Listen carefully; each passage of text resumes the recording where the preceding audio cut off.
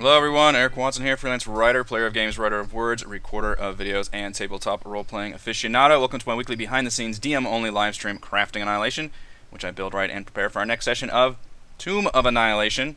If you're playing characters Mannix, Kales, Gillian, George, or Theron, go away. This stream is not meant for you, but for the rest of you, welcome. Stream our Tomb of Annihilation sessions live on YouTube every Friday evening. You can catch up on previous episodes on my YouTube page, as well as read weekly session recaps at roguewatson.com. If you'd like to support the channel, check out patreon.com/roguewatson. Shout out to platinum patrons Andrew, Brian, Richard, Joe, Will, Tiny Dancer, Charles, and Crazy Pat. Gold patrons RPG Papercrafts, Charming Grenade, Pretty Boy, and Yuma, Marcos, David, Vicente, Gilberto, Sean, aka Cert2B, Adam, Dead Lizard Lounge, Auction, and Sam. Thank you all very much for your support. For our campaign, we use Roll20.net. Streaming, I use Open Broadcaster software with Streamlabs. Hello, Calmerix, Jerry, Adam, and Eldrin. Excellent to have you all here. I have glasses now, by the way. I finally went to the eye doctor for the first time in about 15 years. I was wearing eyeglasses, one of those dorks that just wore them to drive. My eyes are just on the cusp of needing glasses. But we got good insurance. I finally splurged and got a good damn pair of glasses because I want to wear them all the time. 'Cause especially when I'm playing video games, I'm often like, oh, what the hell does that say? So yeah, I'm going to be wearing that. So hopefully you don't get too much glare or anything, but that's probably going to be the new normal. So Pirates is what we did last time. We had a shortened team. We're not one of those streams that have guest stars that can come on and fill holes whenever people are missing. I'm always really jealous about that. I just have my one loyal crew of friends.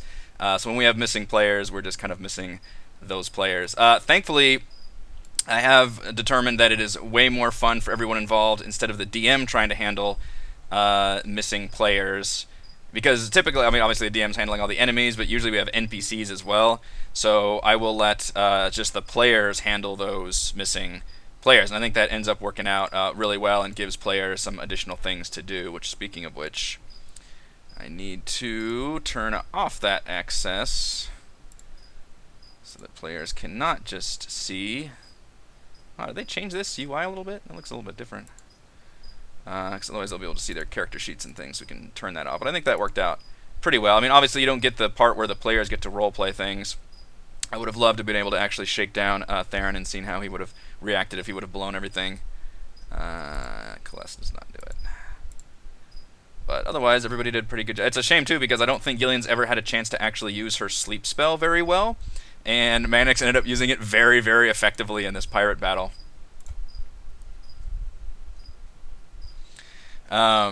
Which I enjoyed this fight a lot. I think this ended up being a really interesting battle because of the way the players set everything up. And as I mentioned during last week's Crafting Annihilation, one of the coolest aspects is the players were given time to prepare and plan for this encounter, unlike 80 or 90% of the encounters that I've thrust upon these poor bastards.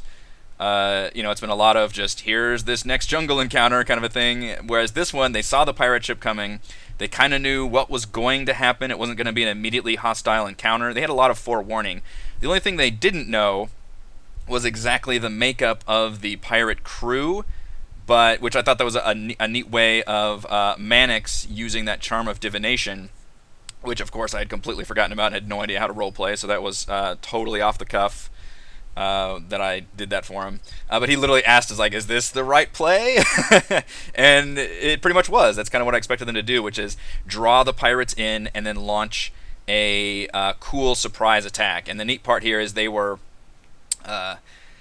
had to deal with the pirates when they first came to Schult in Session 2. It was a different pirate crew, but they basically were they were level 1s. They had to just kind of sit there and take it. I believe they were all just hiding out and let the pirates kind of throw their weight around and then go. Whereas here, they've gained all these levels, and it's a good showcase of the fact that they've made it this far into the campaign that now you can fight back against pretty much the exact same scenario, and it's obviously completely changed the dynamic of that scenario. And the players themselves make it really fun because of the way that they chose how to do things. So the way they sort of split the party, although it's you're not going in different directions in a dungeon or anything, but you are splitting the encounters, which interestingly kind of made my boss fight a little stronger for me, because my werebore only had to deal with 2 players, which made things a lot more interesting.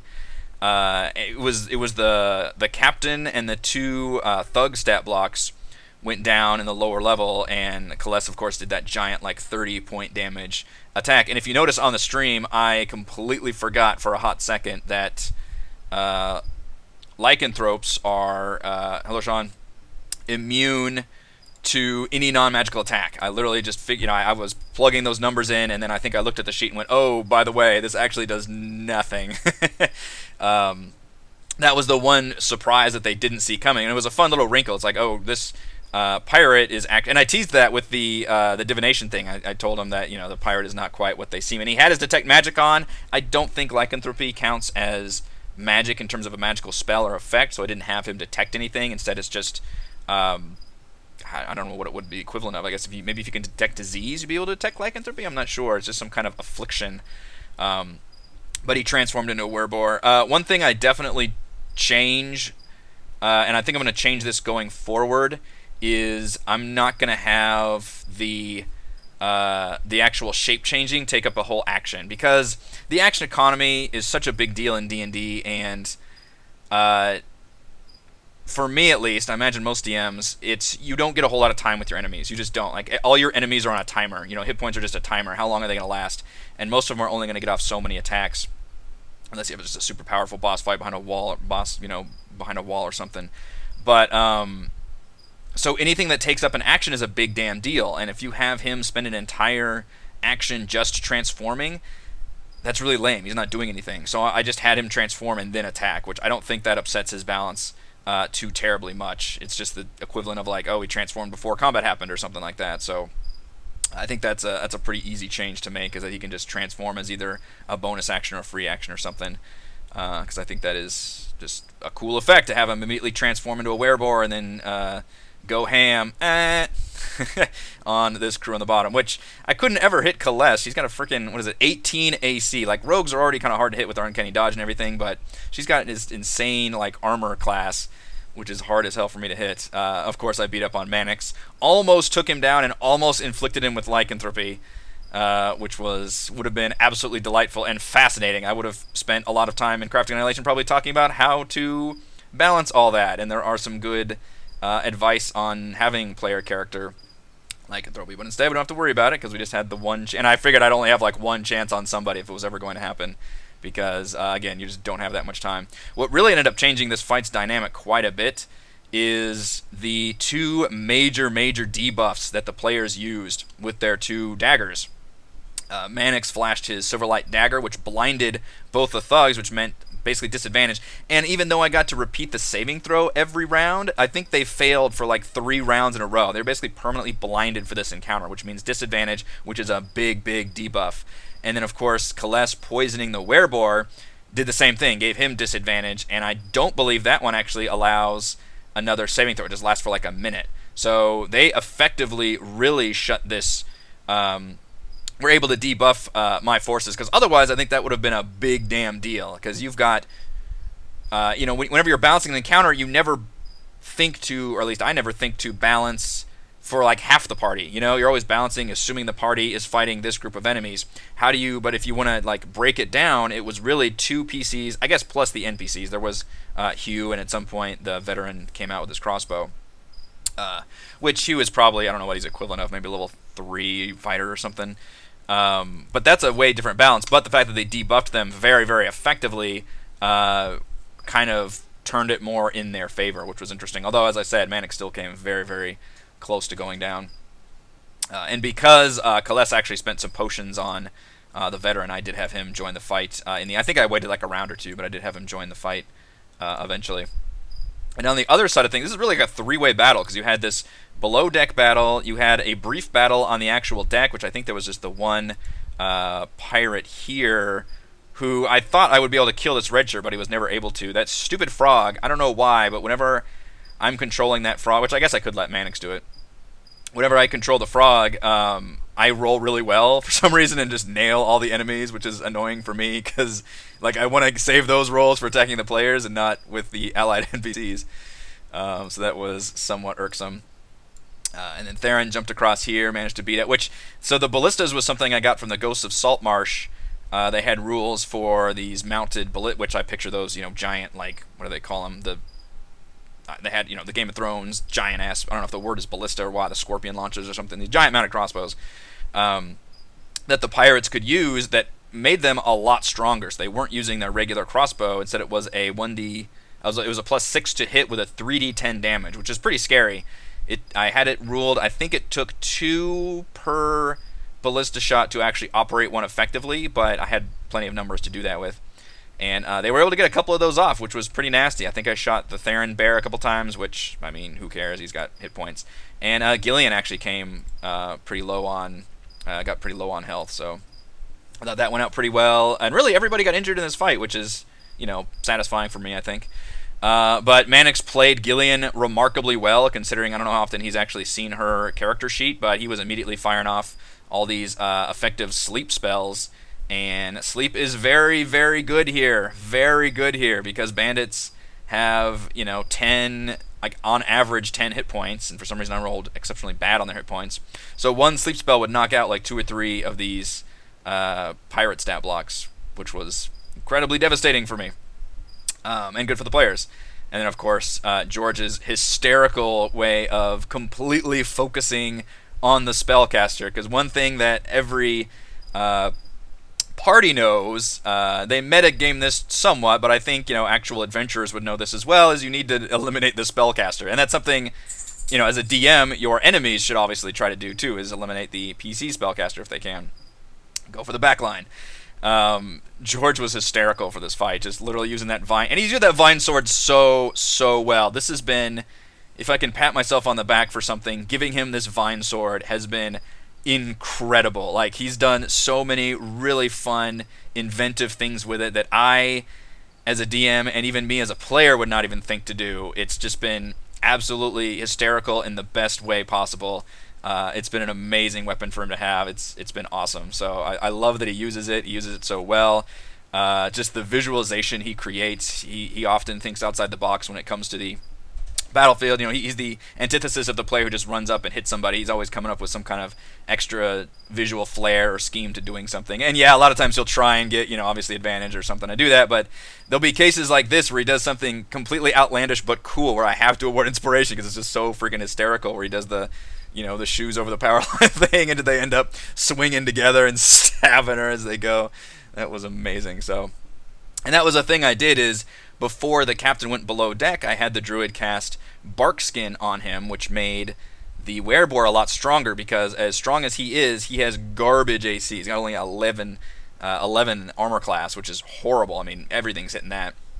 So a werebore with 16 AC is a lot deadlier. So the fact that George was able to pummel her a few times, and then hysterically, of course, she lasted for quite a while, just making that random con saving there. By the way, I apologize if you're hearing cricket noises. My stupid toad, which is right next to me, has left one alive in the cage, and it is singing the dirges of its people. So I apologize that you're hearing that. I thought about trying to fish it out before the stream started, but oh well, you're going to get cricket noises. Level parties can have a rough time with the warbore since they think non-magical damage. Yes. Yeah, the lycanthropy that's a crazy, like, almost footnote on their abilities. Like, oh, by the way, they take no damage from mundane weapons, which means tier 1 automatically has a huge problem with those fights. Thankfully, as we've seen, pretty much everybody has ways of dealing. I think there was another fight about that too, where I mentioned the fact that players now, a couple levels ago, it would have been a really nasty hurdle, but I think now, because Kaless could just switch to her dagger of, the big deal was it eliminated Kaless's insanely huge alpha strike, because she does so much damage with her assassinate. It was like 30 some damage. Now he had like 80 some hit points. Like, he was a boss, and even with that, it wouldn't have been massive damage. So it still would have survived. It would have been devastating, but it was a huge blow, and to have that be negated is definitely bad. And upsetting, but then she can immediately switch to that dagger of venom. Mannix could use the Silverlight dagger. Had the others been in the fight, George has the Vine Sword. I think Gillian is the only one that's totally... And Theron's got the Staff of Thorns. Although when Theron goes into Wild Shape mode, he does not have magical attacks until level 6. So at least for the next dungeon or two, he will be kind of in the same boat, because obviously he likes to Wild Shape a lot against those foes. I think Gillian is the only one that doesn't really have any kind of magical ability. I'm not sure if her psychic blades, that would probably count as doing extra. At least you could kind of make up for it there. And obviously she's got spells, offensive spells she could use. So in terms of the ones that are more loot reliant, I think they've all got the different tools to use at this point. And they're using them very, very well. I've been really happy with the results. I remember one of the weird things about, for those of you that watched our Storm King's Thunder campaign, none of us ended up really using those, what do they call, the giant runes that you could actually, like, and it was a neat idea. It was very video gamey. You could take these giant runes and like slot them into different magical pieces, and then they had different effects, which was cool. But none of us ever did any of that. Like, the only one that was used, I think it was Rochelle's character, Corinne, used the horn. I think the horn was one of the magical artifacts we got. But otherwise, there's a point midway in the game where you can choose to either keep your magical rune item or give it up for a stat point increase. And literally, like, 4 of the 5 of us gave up our items. Like, we never used any of it. It was just a weird thing that we didn't use any of these items. So, and we did use plenty of other ones. It was just like the big, like, marquee magic items we never used. Whereas here, I really feel like everyone has done a good job from my end and from the player's end of utilizing all the magic items they've been given in really cool and effective ways. And that's partly because I've been tailoring a lot of the magic items to my players. You know, I look ahead and see what items are given and in what context and where, and then I think, okay, who would actually use this magic item? And if nobody would, then I'm just going to change it and turn it into something else. Or if somebody is lacking an item, or if, you know, I feel like there's kind of a gap there, then I'll just give them something. I feel like everybody's at a pretty good spot right now in terms of magic items. I think Theron is probably the lowest on magic items, but it seems really weird to balance the druid because he just transforms into his wild shape every time, and he's already so powerful. And the one magic item I gave him is incredibly powerful. I mean, it's a magic staff that has a shit ton of different spells he can cast with it. So I should still probably look at trying to give him one more thing before maybe like the Worm Heart Mine Hackhammer things. I think he's the lowest out of everybody. But this fight, the result was as I expected. They were able to obviously overcome it. Defeated most of the crew. The rest were either surrendered or unconscious. And the first mate was still alive, so they've obviously got a pretty easy person they can interrogate, as well as use her to just captain the Dragonfang. And here is what gets real tricky. That's how Moon Druids are. They have a ton of HP with their wild chase. They have very poor AC. Yeah, that's true. I mean, they are... It's like... kind of like the Barbarian. I guess Barbarians can have decent AC, but Barbarians are more like hit points over armor. But yeah, they're... that instant temporary hit points, it's very hard to kill a druid, and he plays it very well where he's got this big meaty shields.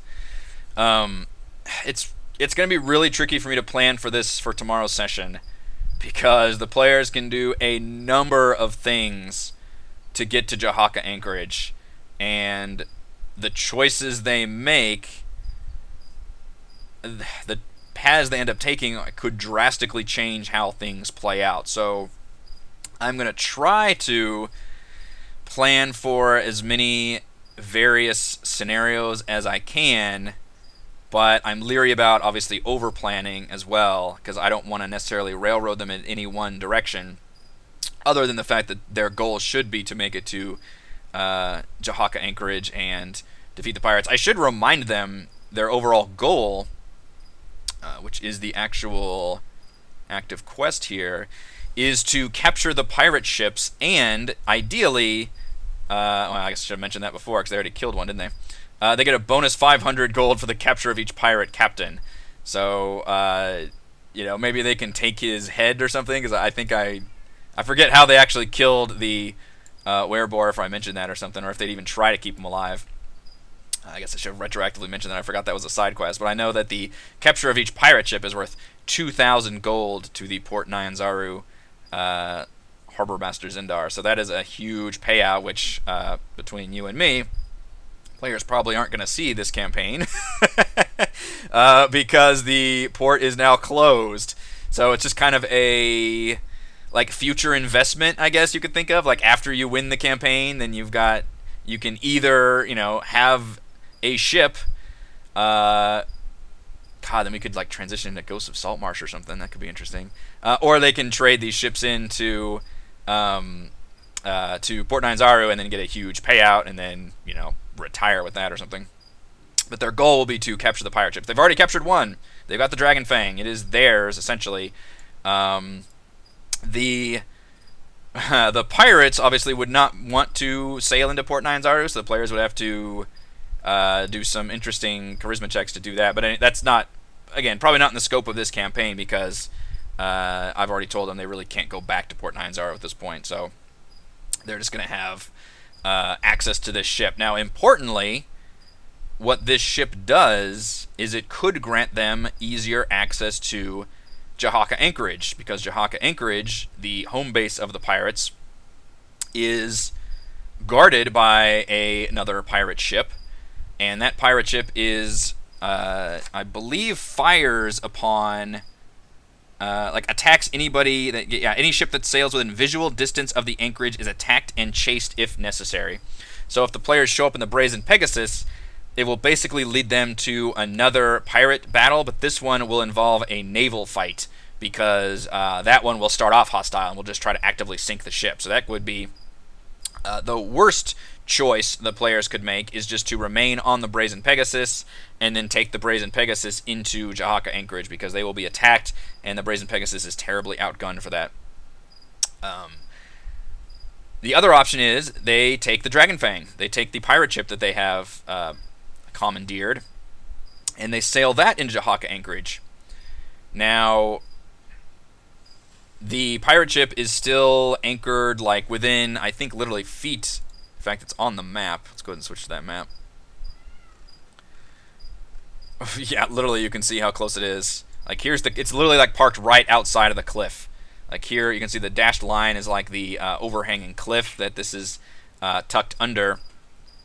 And there, this one, which I just literally put on top of the one here, because I'm trying to use a slightly different visual for the Brazen Pegasus versus the pirate ships. This is tentatively like the player's one coming in. I don't know if I actually want to use this battle map though, because tokens are so tiny. You can see in this corner, this is a 10-foot battle map, so it's not ideal. I've got another one set up for if they come across from each other. This battle map assumes the players take the Dragon Fang in, which I've got Ortome there to kind of give advice to the players and tell them. This is a tricky thing as a DM, because how much information do you tell the players? Do you let them? You want to give them enough rope for them to hang themselves on, essentially, but you also want to gently. You want to steer them towards the good opportunities. But you want them to ideally think of those opportunities on their own. So I don't want to be super proactive about, hey, what if you did this? What if you did that? Versus I'm going to sit back and try to wait and see if the players come up with various plans, and if they end up coming up with something that I think is really bad. If it's bad but makes for a good story, I'll let them do it. But if it's bad and I'm like, oh, I don't think this is going to work out very well, then I can have the Captain Ortome step up and say like, hey, would it be possible for me to help do blah, blah, blah. The one situation I'm thinking of that I'm not sure the players would think of is using the Brazen Pegasus as bait, which is something Captain Ortome would not necessarily be completely on board for, but if it frees her from her obligation of ferrying the players around, if, let's say, all the players, and all of this I'm planning is hypothetical, who knows what the players are going to do, but if all the players get on the Dragon Fang and they tell Ortome, take the ship, get close to the anchorage, and again, the players will learn this information assuming they interrogate the first mate, who will spill the beans. It says they took a blood oath to defend the secret location of the anchorage, so the players will have to have a very, there'll be a little social scene there, but I see the players gaining this information because that's the only way they'll be able to plan for things. Excuse me. So they'll learn that information about the Emerald Eye. They'll get more information about the third captain they haven't met yet, Alsariak, who's currently guarding it outside. So they'll learn that it's It's this under this cliffside location. It's a hidden base. There's always one captain that's guarding it, and then one that's anchored inside. That's the kind of information they will learn, and the players have to determine based on that. Again, they will get another chance to plan ahead for how they want to handle this situation, and it could be a number of things. They can either show up in the Pegasus, would be the worst case scenario, because the Emerald Eye, I believe is the other ship, would just fire upon them and be an instant naval encounter that they would be in bad shape for. They could show up in the Dragon Fang, in which case the Emerald Eye would let them get close, but, and this is something they'll learn, their ship isn't due back for like a week, so they could get close, but the Emerald Eye would hail them and be like, hey, what the fuck's up? And then obviously once they see, where's the captain and all that, and that could lead to an interesting role-playing situation. It definitely could, so I'd leave that as a possibility. The other thing they could do, and this is, again, they could come up with something I'm not thinking of, which players often do, is use the Pegasus as bait. Have the Pegasus draw the Emerald Eye out because it gets close, and then the Emerald Eye would pull up anchor and try to chase it away, and then while they chase it away, then they take the Dragon Fang and sail it right into the Anchorage, and they're home free. That would be the best way to get inside, like the ideal method.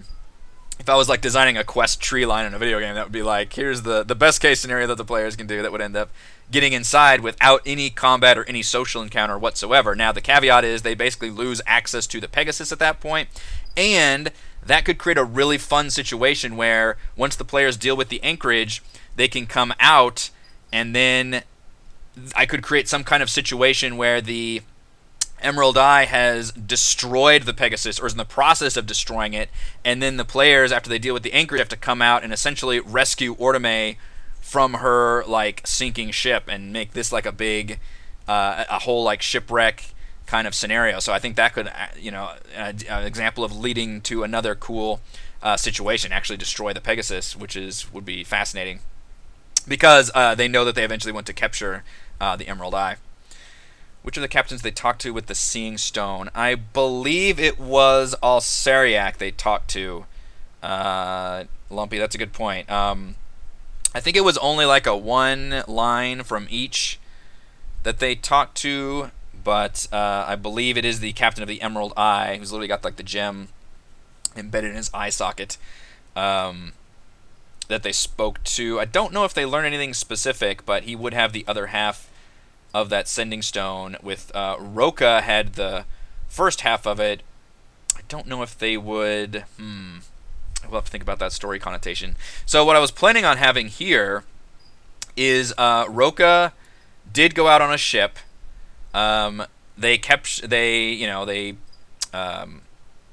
did their pirate thing and robbed the ship of everything, and then Roka, I could either say that he stealthed aboard or that he tried to join up with them. I'll probably say that... I wonder which one would be more interesting. If he either tried to join up with them and then tried to recruit them to the Zentarum, or if he just... I think it may be just he stealthed aboard. So he just snuck aboard because he did leave a note for the players that he was going to go to Jakka Anchorage at behest of the Zentarum.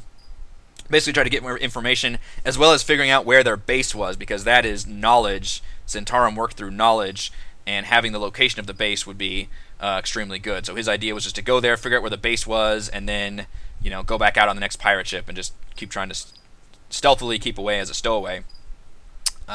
Would he have the Sending Stone on him, or would he have turned that in to someone? That I don't... Or was he using the Sending Stone somehow to... what was he doing? They'd come up with some good story beats. Anyway, the end result... I need to fill in the middle blanks, but the end result is that he was captured eventually and thrown into the prison area they have here, so the players can actually rescue Roka and gain a temporary ally for Jakka Anchorage. And he will want to not necessarily destroy this place, but he sees a good opportunity here, and he basically just wants the Zentarum he wants the pirates here to then work for the Zentarum instead of the Flaming Fist mercenary group, the Fort Belwarian people. So he's just hoping to turn everyone into his cause instead. So the players will have to deal with that repercussions in however method that they want to. Give them half for proof of the captain's death or something. Yeah, that's true. They could cut off the werebore head and keep that. Trying to catch up on the chat now. Oh, they did it on foot. The other option is, yeah, they could end up at Jakka Anchorage on land for some reason. Let's say they know that if they get close, they'll have to deal with this. They don't want to, so they want to just park, dock, I guess, the ship somewhere in the bay, and then disembark and go on foot. They could do that. The folks on the Dragonfang will tell them that it is basically a fortress from land designed to repel, anything from undead to a wandering, Allosaurus. So it would certainly not be the stealthiest approach. You would be looking at a social sequence, and they wouldn't necessarily literally fire on people. I think it says that they try to dissuade anyone who, let's see, anybody who wanders into the anchorage from the jungle. The pirates claim it's a trading post or an exploratory base established by the Flaming Fist or a merchant consortium, and they'll put up a convincing front to that effect. They'll do whatever it takes to get strangers off their guard, then kill or capture them. Oh, so maybe their goal is to actually eventually kill them. So going by land is a possibility. It is just heavily fortified, which I believe, yeah, all that dynamic landing's in place. Just giant walls, giant gates here, and they have a mounted ballista they can fire at people, and more people would end up on this top fort that they can shoot down. So it'll be really interesting because there is a hornet's nest of pirates here that the players could easily stir up, but there is a way to make it inside without necessarily... I guess I need to replace this ship too, because these are all pirate ships. God, these ships are so much bigger. Why did I use this stupid token? Now I'm married to it. There is a way to get inside without upsetting everybody. Good lord, that does not fit very well. We can probably just keep this one here, whatever. That's fine. But it will be very tricky. I hope it ends up really well. That it's just gonna... I mean, they could not even make it to Jakka Anchorage tomorrow. It really depends on... Did they spend all their time planning, and then if this ends up being a naval fight and then a battle, we could just end up with kind of Pirate Battle Part 2, and then they come in kind of guns blazing? Or do they deal with it cleverly and get rid of this ship, either through the Brazen Pegasus, or just by getting in close and then making some really good social checks about, A, why is this ship coming back, and B, where is the captain? That would be some tricky encounters there that they can slip by, but I would let them, if they did a good job of role-playing and making the rolls, they could still make it inside to port here. I don't know if they would actually have... I guess they could still dock here. It just wouldn't be kind of awkward because there's literally a ship right here, so you just kind of have to sit here in the middle of the little overhang and just kind of lay down an anchor. You're going to block this ship and take your little rowboats to the side. But the overall goal would be to capture the ships. Now, what happens if they just come in? There's not really... Is there anybody wandering around the outside? Because what's going to stop them from just coming in, having some of the crew hop off and take the other ship, and then get all three ships out and just fucking not even deal with the tavern? I guess they'd still get a reward. They still want to get the captain for that bonus gold. And more than likely, I mean, if players see this map, I think they'd want to explore it. But oddly enough, it's not like there's people around. I guess I could make people around the area. I'm trying to look. I guess I can pull it up on here. It just seems like everybody in this entire map is cloistered into one zone, which means once the players make it inside, they can just kind of run around to their heart's content, which doesn't necessarily seem like the right play. Let's see, Jakka Anchorage. Gone over the captains. And then I think I'm going to make Alsariak, his eye is going to be a, whatever the gem that gives you true sight. But you have to, do I want to do that though? I was going to say I could, well yeah, because the gem works whether it's in your eyeball or not. Because I've literally already done the like magic eye thing with Manix. But I kind of thought that, it says it can see like ghostly pathways to treasure or whatever, but I think I was going to change that. There's a Gem of Seeing. As an action, you can speak the gem's command word and expend 1 charge. There's 3 charges. For the next 10 minutes, you have true sight out to 120 feet when you peer through the gem. The gem regains 1d3 expended charges daily at dawn. It's kind of a limited thing. The actual picture of the Gem of Seeing is like on this.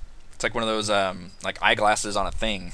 So actually kind of look through it instead of just a little gem. But this one would be like the embedded gem. So you'd have to be holding that gem to be able to use it, which could be an interesting limitation in terms of combat. Or I guess would help you just look in outside of combat. But I just thought it'd be interesting to make that an actual magic item, assuming they kill Arsariak and take his eye out. Which, if I know my players, if they see a gem, even if it's embedded in somebody's eye, they will take it.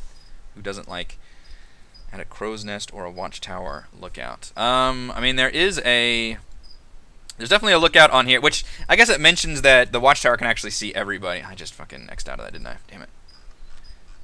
If we go to number 6, the watchtower stands 30 feet above dry land. It's surrounded by a crenellated parapet that provides half cover to defenders. I'll never remember that. Ballista is mounted on the tower. It can be used against vessels intruding in the anchorage, but it's primarily for defense against large reptiles threatening the jungle wall. 2 pirates are always on duty atop the tower, and more come pouring out of Bosco's bilge if the brass alarm bell is rung. So there is an alarm bell. So, presumably, if a ship makes it out, these 2 will be very aware of that, but then they would not necessarily fire on people because the ship made it in, unless, obviously, they made it in violently. Then the alarm would run, and this could turn into just a giant clusterfuck of a battle. Because you've got pirates coming out. Now, pirates do have ranged weapons, right? Yeah, they'll have light crossbows. They take out little pistols. So they would all just become pouring out of here, which is kind of a bummer because I think the tavern is could be a really neat social encounter.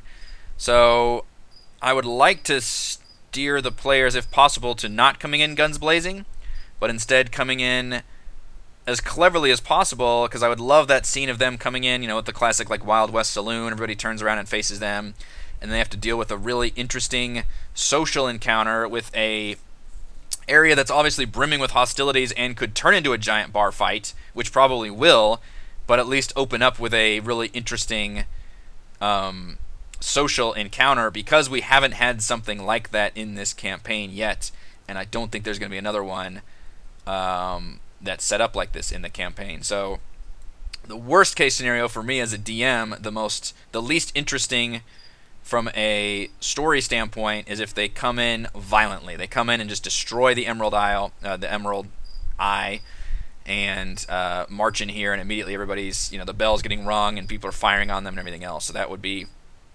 the lamest thing to happen, because then once they just have this big fight, then they can just go around and loot everything, and this map becomes kind of empty, because unfortunately it's one of those maps where once you set off the alarm, everybody is very aware of what's going on. So hopefully the players don't do that. If they seem keen on doing that after they've done a lot of discussions, then I would probably have Ortome or Kalita or somebody step up and tell them, like, you don't have to come in guns blazing. A clever way of saying that, but like, hey, what if we did this? What if we did that? To give them some more ideas, because I would like to get them inside. Which might be a case of if they come in here and they make really good role-playing here, because I do want them... And a lot of times, as a DM, when they're role-playing a social encounter, I still kind of want it to lead to a fight, but maybe a good social encounter would let them have either a surprise round or make some of the enemies not fight or something, but I still want to have a fight. In this case, I kind of don't want to have a fight, because A, we've already done the pirate, ship-to-ship battle fight, and B, it would stir up the entire Jakka's Anchorage area. So maybe if they role-play good enough, I either bypass skill checks or make it, obviously I can give them advantage, but I really want them to succeed here, especially if they can role-play this situation well enough to get by. Or maybe they use the Brazen Pegasus as bait and they don't have to role-play anything. They could use pirate disguises. They could. That would certainly be an option. And I think that would be that could be a really funny, cool story situation. The only thing they'll have to explain is about the captain, unless they want to try to. I don't think, and none of them I don't think even have the disguise self spell. That would be a really clever thing to do. That was something we had so much fun with that I had. At least in certain scenarios in Storm King's Thunder, my character was a Warlock Paladin. I had the at-will disguise self, and I had a lot of fun doing this kind of bullshit shenanigans where I'd walk in as a guard, and like me and Chris would have like a role-playing scenario, and that was delightful. So I love that, and I would love if the players did something like that where they all would literally disguise themselves as the Dragonfang crew as they made their way in. I think that could be really cool. So I would definitely support that for sure as much as possible. I would not want to leave that. So much so that I haven't put tokens on this map. Now I do have a backup map just in case this ends up as a fight. I do have the two ships next to each other. I've not put the player tokens on here yet, but this is essentially Alsariak ship on the right and the players on the left. So if worst case scenario it becomes just a ship to ship fight, then the ships are here. But yeah, I'm really hoping we get into some shenanigans. I had Bosco Daggerhand not be hostile to the party. Playing as a captive of the pirates who had free ransom and kept the bar up and running. That's interesting. Yeah, it says he's not necessarily on the pirate crew. He just kind of hangs out here. So let's see, what is it on the Bosco's bilge? Let's see. Never shakes anyone's hands with his other hand resting threateningly on the dagger in his sash. He keeps a semi-tame Deinonychus as a guard animal, which he controls with his magic ring. The pirate referred to the raptor as Knuckles because someone who's foolish enough to let it nip their hand won't have anything else left. Bosco Daggerhand wears a ring of animal influence, so that is a straight-up magic item the party could get for sure. And apparently Bosco's bunk, which is 6C, has some treasure in it as well, which the party can gain access. I'm going to give them treasure from the Dragonfang, but they're going to realize that most of the pirate treasure is going to be here in the Anchorage, which I believe is in here, the warehouse. Although I don't think the warehouse is guarded. And again, it's a really odd dungeon design because the entire thing is just by this watchtower versus these two pirates up here. So the players could, either take these guys out or do something. They're basically always watched up here. So that's going to have to be something that I will make them very aware of, even if they make it past the Emerald Eye. They're going to have to note that these pirates are on high alert, and they're still wondering, okay, this pirate crew made it in there, but they weren't back due for another week, so how are they going to do? They could even shout. Obviously this is, 50 feet or so? It's actually longer than I thought. I forgot it's 10 feet. 125 feet, which that's still shouting distance. So these pirates would probably shout at the crew and hail them. So it'd be another social encounter that they would have to deal with. Which again, I want them to be able to do it socially, but that would be interesting because they wouldn't necessarily be able to get into this warehouse or anything else without some more social encounters. Or they can say, hey, maybe they'll encourage them to come to the bar. It's something I can do. Is like, hey, come into the bar and meet with the Lascalars inside or something. Encouraging the players to then come off the boat and get in here and talk with them. Hopefully, I think that'd be really fun. And I do see this one ending up as a combat encounter eventually. Lascalar would certainly not go gently into that good night. I don't think, unfortunately, he would actually recognize the players unless for some reason they brought Ortome with them. But the players can say, like, we know you, or something, we were there on the Pegasus. I don't know if they even care to say that. But I think that could erupt into a really fun, interesting encounter. I've got plenty of enemies here. I believe 4 thugs and 2, 3, 4, 5, 6, 7 pirates. He's got a, what is this one? This is his first mate, I think is a gladiator. Yeah, which is a CR5. He's actually a really scary dude.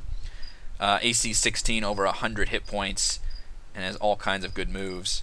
Captain Egg is just a pirate bandit, which isn't terribly impressive. And then the spellcaster, which I think is just a priest, which is also not super impressive, but for some reason it's not that I track spell points. I really don't track fucking spell slots at all, by the way. As a DM, there's unless I have like a boss fight and they only have very limited like high level spell slots, I'm almost never tracking individual spell slots because enemies I've never encountered an enemy that's actually going to go through all their spell slots in one fight. Like, they're going to die before they ever even get through all of them. It might be a case where I'm like, all right, well, I've cast this spell at 3rd level like this many times. They're probably out of 3rd level spell slots or something. I will try to keep track of like the highest level spell slots, but at some point I just kind of hand wave spell slots away because there's a lot going on, and probably don't have to keep track too much of the individual spell slots for enemies. And frankly, I should always try to use their highest spell slots because they're just not going to last very long. But I do see this being a very fun social / combat encounter. Hopefully we can make it this far and make it interesting. There's just so many possibilities. They could come by sea, they could fight this battle, they could not fight this battle, they could have this ship not even here, they could come by land, which unfortunately going by land has their, hell, they've got 2 characters with swim speed. They can come in and do a crazy like stealth approach, have George and Gillian jump into the water and come around here, maybe try to take these guys out in some other way and really come in just completely stealthily. That could be an option. Like there's a lot of different ways of handling this, and I am incredibly interested to see how they handle it. Let's see, I need to read about the individual sections. Did I X out of Jakka Anchorage again? I think I did. Nope, there it is. So we looked at the watchtower, the cage, which is where Roka currently is, which is just kind of a bonus for them. They can rescue Roka.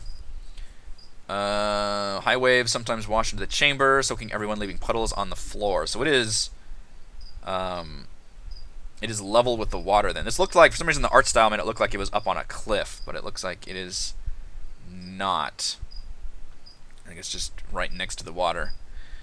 Palm logs form the bars across the front of the cage, held in place by sturdy pins, must be noisily hammered out before the logs can be lifted out to create a gap wide enough for a small or medium creature to slip through. Escape is risky for 3 reasons. First, pirates on watch atop the tower keep an eye on the cage. Okay, so they can actually see all the way across pretty clearly. 1d4 plus 1 reef sharks inhabit the water below the cage. Third, the only place escapees can go is the jungle, which is more cruel than the pirates. Seldom empty. Besides captive sailors and merchants, there can also be harpers, zents, or adventure. Yep, so I've already got Roka set up there. And they know Roka came out first. They just don't know that he was captured. And I think the idea was he came out, he stealthily ended up on, let's see, whichever ship would have, I guess it would have been the, what is yours called? The Sturge, Lascalar's ship. So he probably infiltrated Lascalar's ship on the Sturge, and then Lascalar went all the way back to Jakka Anchorage, and then now that he learned of the place, he was snooping around, and then just got caught at some point, and was thrown into the cage. So the players can free him, or not. They don't have any obligation to necessarily help Roka, and it won't really have any mechanical benefit for them, other than if they do work out a deal that could have positive benefits for them working with the Zentarum, which would be a lot different than our Storm King's Thunder campaign, when the Zentarum were a primary antagonist. Whereas here, they already helped Roka once, and he seemed pretty on the level. And like half the party are rogues, so it seems like they'd be pretty, unlike our Prince of the Apocalypse campaign, where we had a lawful good paladin or lawful neutral paladin who would not want to work with Zentarum at all. Whereas this group seems like they would be very, very willing to work there from that standpoint. They would have to take one of these small boats over there, and then, I don't know, maybe the sharks would be, I don't really see this being much of a challenge, other than the fact that they would not be able to free Roka while having these pirates on the watchtower up there. In fact, they probably wouldn't, I'd probably let them approach the cage just to like talk with him, and he can tell them the situation that happened, but if they try to actually free him, that would also put things on high alert, which he would warn them about that. So he's at the cage. The warehouse is this area up here. All 3 captains store their booty in this common warehouse. The double door is sealed with an iron padlock. I don't quite understand how to read this map either. I get that it's got a cool like crane here that can pick up loot from the ships. Oh, I guess this is the actual door right here. So you could, so this is like all above the water. Is this a wall then? What does the dynamic lighting say? Oh, okay, that's all walled off. So it's a wall, but it's got to be open air because there's a crane here. So, okay, I'm understanding now. So they can't just like sail up here. They'd have to go. Oh, this is all walled. Okay, interesting. Oh, interesting. So they can't just go willy-nilly around this base. They actually do have to... Oh, they have to go upstairs. Okay, so they have to go through the tavern and then actually upstairs in order to access any of this. Okay, that's interesting. Although one of them will probably, knowing my players, will probably grab onto this crane. I'll make sure it's out of range because I do want them to be able to go through. That would be a good excuse to get them to go through the tavern. Because they literally have to... I didn't realize it was all, like, walled off. Oh, there it is. 30 feet. Okay. 30 feet up. That is significant. Okay. This puts a lot of my worries at ease for Jakka Anchorage. So all of this is walled off. So this is all 30 feet up. So the only entrance to this whole dungeon, if you want to call it a dungeon, is to get into the actual tavern through one of these doors here. Because... Let's see, I need to switch over. So fortunately, it's got the insert down here. Yeah, because both these doors, and then there's the actual staircase up. So they have to go through the tavern to get up to the rest of it. That's good. I like that. Let's make them go through the tavern. I like that a lot. Bosco's Bilge. It doesn't actually have very much information on it. Anytime, day or night, 2d6 pirates are carousing in Bosco's Bilge. Another 1d6 pirates are passed out on the tables or floor. That's good. But... that doesn't explain the fact that one of the pirate crews is always anchored. So does that mean there would actually be... You know, there'd probably be a bunch of them on the ship still then. Because presumably there's not, like, beds and shit in this tavern, I don't think. I don't think it's like an inn. No, it's just a tavern. So they'd still have to, like, sleep on the ship. So actually a lot of Lascalar's crew... might still be on the ship, but I'll still probably have it be full of pirates because that makes for a more fun, interesting fight with just a shit ton of people in there. I don't think that's his full crew anyway. He's got... What does he have? He has 12 pirates and 6 thugs. He's got the Sea Priest and his Gladiator. 1, 2, 3, 4. I've got 4 thugs and 1, 2, 3, 4, 5, 6 pirates. So I've got close to half his crew is currently in the tavern, so that's probably good. Plus Bosco, plus Knuckles. Knuckles would probably be, like, out here. Knuckles. Love it. Alright, so that's better. They have to actually go through the tavern to get inside. And, you know, depending on how much they interrogate the people on the Dragon Fang, if they really get them to spill all the beans, which would be difficult because they did swear a blood oath protecting it, but maybe they'll be able to explain the fact that there's a tavern in there.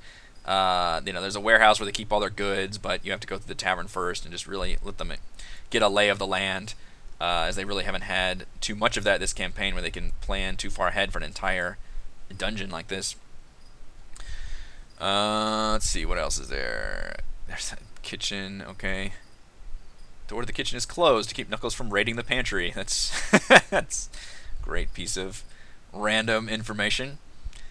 Bosco's bunk does have some loot in it. A DC 15 dex check. Aw, it's a pile of reeds for Knuckles to sleep on. Bosco carries the key to the chest. A false bottom in the sea chest can be found. 58 gold, 140 silver, a potion of water breathing, and 3 black eye patches. Fire captains don the eye patches for trying to remove treasure from Area 4. Ooh, is it trapped? Hi, I'm just now looking at this dungeon. Let's see here. Among the rusty blades stuck in the walls are 10 flying swords that pull themselves free and attack when the treasure in the room is disturbed. What? Why is that not on the map? That's awesome. 10 flying swords come off and... Oh my gosh. Why is that not on this map, Roll20? Hell yeah, I want flying swords in my trapped warehouse. The animated blades don't attack any creature wearing an eye patch, nor do they animate when an eye patch wearing creature disturbs the treasure. Ooh, and that's something that the interrogation pirates probably would not want to tell the players. I love that. Flying sword. How powerful are flying swords? Flying swords are CR 1-4, not very strong. +3 to hit. They do have a surprisingly high armor class for being a. I guess it's kind of hard to hit a flying sword. Low hit points, but surprisingly high AC. Oh, interesting. Dispel magic can be used against them. Makes a con saving throw. That's interesting. I'm liking this though, because that's something we haven't fought yet, and that makes for a cool, like, trapped warehouse. So we'll let them. So they actually make it inside this door, which is already locked. Yeah, it can be picked with a Thieves' Tool and successful DC 20 Dex check. I imagine all the pirate. Yeah, only the captains have keys. So one interesting thing is the players have a key now. I will mention that in the loot for the loot that they gain off of Jaharwan. And in my notes, they will actually get the key for this, although they would still set off the trap for sure. 10 flying swords. Seems pretty significant. 2, 3, 4, 5. To be on this wall too, why not? 6, 7, 8, 9, 10. So we can roll for hit points for these bad boys. They're probably near the entrance, presumably.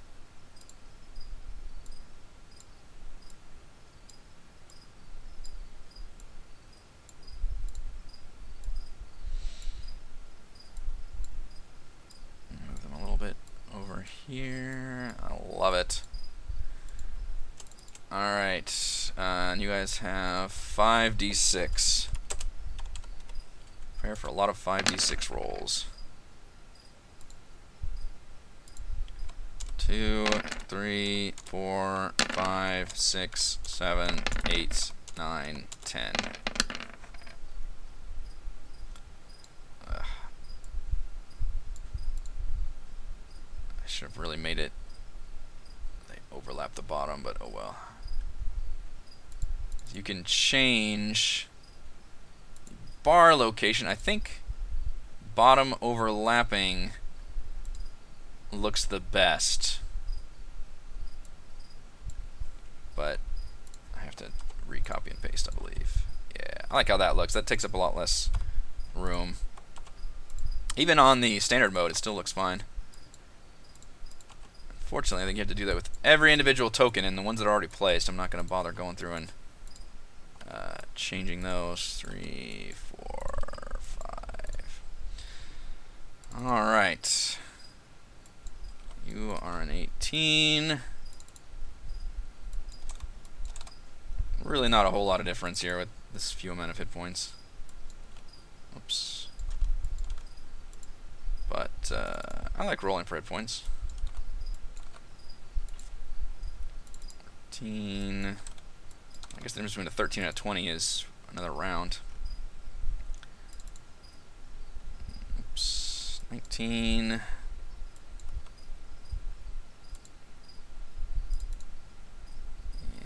16. 12. Oh shoot, I skipped one. Which one did I miss? 21, 12, 6. Oh, that's another 16. Okay. One more 16. Alright, flying. I don't know why those weren't on the map. Roll20 usually puts the stuff on the map on the GM layer. It's weird. Instead, I will do that. Love it. Thrown into the rough-hewn. Oh, it says the rough-hewn wall back of the warehouse, or scores of rusty blades. So the back of the warehouse, it actually specifically says the swords come alive. That's dumb. I would rather have the players walk in and then have swords hanging on the walls that come to life, I think. So I'll have to change the description. Fortified balustrade overlooks the Anchorage. To the south? I don't think so. Oh, I guess it overlooks the Anchorage, so it's south of that. The wooden platform extends over the water on pilings, and a crane to the platform serves to lift cargo up to the warehouse. Yeah, I got that part. Okay. The actual warehouse has 6,400 copper, 2,500 silver, 300 gold, 60 platinum, 10 gold bracelets, 25 gold each, an electrum goblet, 25 gold each, and 2 spell scrolls, Nock and Lamon's tiny hut. I will probably replace Lamon's tiny hut with something else since they've already got that spell, and they use it quite a bit. Boy, I might need to lower the amount of treasure that's in the Dragon Fang then, because I actually gave them a good solid chunk of that. And if I do that, that means they're going to find that much treasure on the Dragon Fang in each individual pirate ship as well as here. So maybe I need to actually vastly lower the amount of treasure they find. They probably just find individual pieces on people. So let's get rid of... Let's lower that to just 10% of the treasure that they find, and then maybe like one good piece of treasure. Yeah, I think I'm going to change this around. I initially had a pretty good bulk of treasure for them to find, but I'm going to lower that by a lot. Alright, so they won't find nearly that much. That way they can find that much on each pirate ship thereabouts. And then they'll find the ultimate big loot haul here in the warehouse, which really is not even... It's not even the... it's not like the pirates keep a stash in the pirate ship. It's just the collective loot of all the individual pirate captains would have like some loot on them. But for the most part, they would dump all their major loot in this warehouse. So it'll also be a good opportunity to add a magic item. I'm really surprised. I guess the pirates would all have the magic items on them, which is Lascalar has his Cape of the Mountebank, and I'm going to have Elsariak have that gem in his eye socket. I guess Elok was the only one that didn't really have a magic item, because they would just use those rather than necessarily store them here. That's true. Yeah, I could make it different. Warbar Captain was just luckier, like he had taken down a good haul or something. But to me, this is the good haul. Like I don't want to diminish this should be the ultimate haul that they get from all the pirate captains. Should be the warehouse. So I don't want any of the individual pirate captains to have anywhere close to what they can get here, which this is still a very good haul. And the officer quarters. Each of the captains is one of these chambers for his private use. Captains seldom use them, preferring the comfort and safety of the cabins aboard their own ships. Instead, the use of the private quarters is meted out as a reward to crew members who distinguish themselves on the latest voyage. As a result, they tend to be squalid and smelly. There's currently nobody in here. I suppose I could just throw some random pirates in here just to make it... It seems weird, though, like once they have the big climactic battle in here, to just include some random battles would seem like it would just be kind of, I don't know, anticlimactic, like unnecessary. If the players were to somehow make it past the tavern without fighting them at all, then I might want to send some people in here as another like checkpoint about like what the fuck are you, where are you going? Like you need to be going here. And I wonder, it doesn't say the warehouse is ever guarded.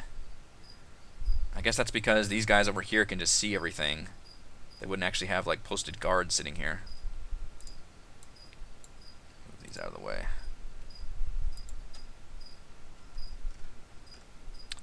The pier. Whenever a pirate ship is tied up at this pier, cargo is offloaded using the crane at the warehouse. The pier is covered in slick moss, perpetually in need of repair. The boats, 6 oars and mast used for towing ships in and out of the anchor. You have to tow ships into and out of the anchorage. Any sailor recognized the rowboat would quickly be swamped by waves if it was taken out of the safe harbor. The cutter could be rowed and sailed on an open sea in an emergency. I think literally that's just to get them from like here to here, though. I don't think you're supposed to literally go outside the cliff. Short pier allows access to Shark Bait Rock. Prisoners who have no value or have information they refuse to give up, or pirates who've seriously broken the Buccaneers Code, can be lashed to the rock. They'll either drown at high tide or be nibbled on by sharks and other predators till their punishment is complete or their tongues are sufficiently loose. That could be interesting. I could put a random person here. Have them be like lashed up there. Just as a visual gag. 15-foot haul, 15-foot high wall on the jungle gate. Pirates never open these gates without the approval of whichever captain is currently in charge of the Anchorage, which would be Lascalar. Yeah, the most I can do is just prep the physical map and then try to play it by ear with whatever the plan the players do to end up here. But ideally, I want them to get into the Anchorage with the least amount of resistance as possible, and then be able to make it inside the tavern, end up with hopefully a really fun and entertaining social encounter that will erupt into violence. I think that could be really interesting and fun. And then they would be able to, eventually go to the warehouse. They'll have to fight the swords and then gain the warehouse loot. They'll essentially have already earned, once they fight that tavern battle, they'll earn the Sturge here if they defeat Lascalar. And then they'll have to deal with the Emerald Eye outside, either on the way in or on the way out. They'll then have to fight with them. I don't think any of the pirate captains necessarily want to surrender. And that could be an interesting chase sequence if Alsaric sees that they came in, just destroyed everything inside the Anchorage, and then he might turn tail and try to escape. I don't know. A lot of this I'm just having to plan on the fly because who knows what they're going to do. I guess we'll find out tomorrow. I think that's going to do it for this week's Crafting Annihilation. Thank you for joining me, and we'll be on for Tomb of Annihilation tomorrow night. If you are a patron and you wish to participate in our DM monthly roundtable, that is going to take place in about an hour, a little bit less than an hour, over on the Discord channel. So patrons, I will see you there for that. I am going to take a break for lunch, and otherwise I'll be here for Tomb of Annihilation tomorrow night.